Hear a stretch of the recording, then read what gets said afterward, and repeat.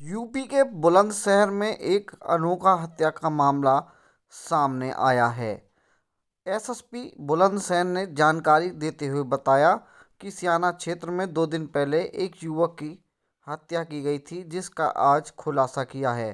पकड़ गए आरोपियों से पूछताछ में पता चला है कि वह अपनी बहन के ससुराल से कंगन चुरा कर लाया था और अपने दोस्त को उसकी जानकारी थी।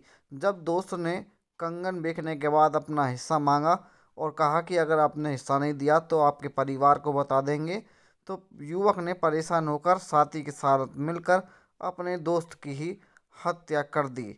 अब पुलिस ने 2 आरोपियों को हिरासत में लिया है। अब इनसे पूछताछ करने के बाद दोनों को जेल भेजा जा रहा है।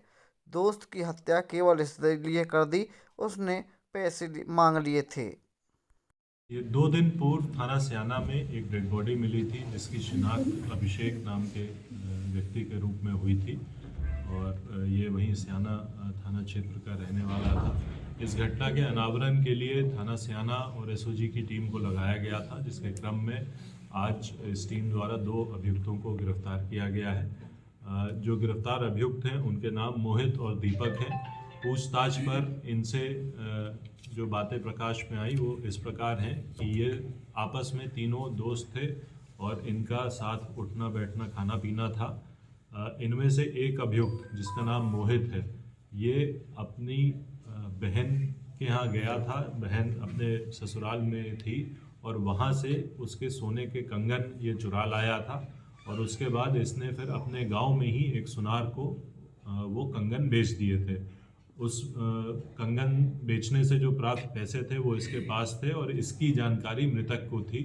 इसके द्वारा यह बताया गया कि मृतक इसे यह कह रहा था कि वो कुछ पैसे उसमें से इसको दे दे, अन्यथा वो इसके परिवार में बता देगा कि ये कंगन इसने चुराए हैं और अपनी बहन के कंगन चुरा कर बेच दिए हैं। इसी भय से इसने अपने एक साथी के साथ मिलकर इसकी हत्या कर दी।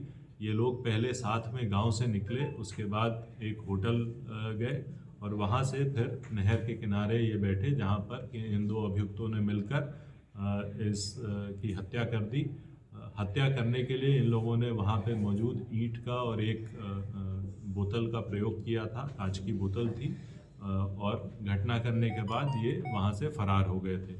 जब पुलिस को इस बॉडी के बारे में पता चला तो इसके शिनाख्त के प्रयास किए गए। शिनाख्त के आधार पर और अन्य पूछताछ और साक्ष्य एकत्रण के आधार पर इन 2 अभियुक्तों को न्यायिक अभिरक्षा में भेजा जा रहा है।